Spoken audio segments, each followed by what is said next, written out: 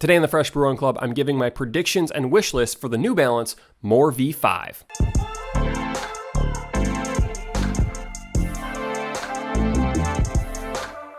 Welcome to the Fresh Brew Run Club. So today's video, you can chalk this one up as pure, unbridled speculation as I am talking about a shoe that I don't even know if it's going to exist, and that is the New Balance More V5. So I've been putting a lot of mileage in this summer in the More V4, and I'm really enjoying it. I've made a couple videos about this shoe, so check that out on my channel, but this is a fantastic shoe for long runs, for easy runs. It even has a little bit of speed, so if you want to get into maybe some tempo work or even some speed workout, I think this is a shoe that can handle it. So I'm going to operate under the assumption that New Balance is going to make a V5 version of this shoe, and that's what this video is about. I'm going to give my predictions for what I think New Balance is going to do if they do choose to make this shoe, and then I'm going to add my wish list of things I want New Balance to do. I'm just excited about the V4 and really wishfully thinking that they're going to make a V5. So let's dive into my predictions for the More V5. So first of all, I want to talk about how running shoe companies typically update their shoes.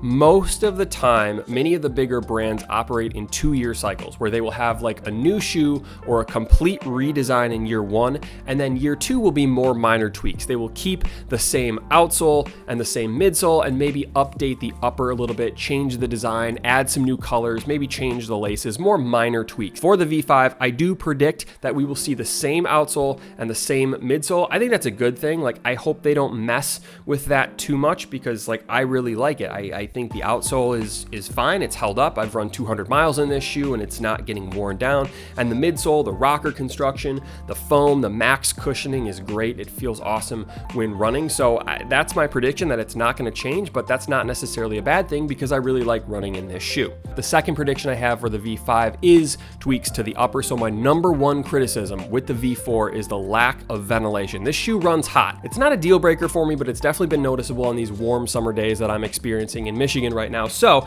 I predict that New Balance will add a little bit of ventilation to make this shoe A, more breathable, but also B, a little bit lighter. I don't exactly know the best way to ventilate a shoe. I am not a shoe product designer, but I think that'll be kind of the tweak that we see to the upper. And then my third prediction, I think New Balance is going to keep the design language of this oversized N logo that they've been putting on a lot of their, I don't want to say flagship shoes, but a lot of their kind of flashier shoes. You start to see this more. I think that's going to continue, which I think the shoe looks great, but I don't expect like a major refresh to how this shoe looks. I think it's going to look relatively similar, just with some tweaks to the upper. Not a major overhaul, as this would be the second iteration, or at least my prediction is that they will kind of iterate on the V4 instead of having a complete redesign. So those are my main predictions. Again, I don't expect major changes. Now my wish list is pretty similar to my predictions because I really like the V4, so I hope New Balance doesn't make like wholesale changes to this. The first of which, I do hope they make a more breathable upper. I talked about that before. We don't need to dive into that again. The other thing on my wish list, like I said, the shoe has been pretty durable. However,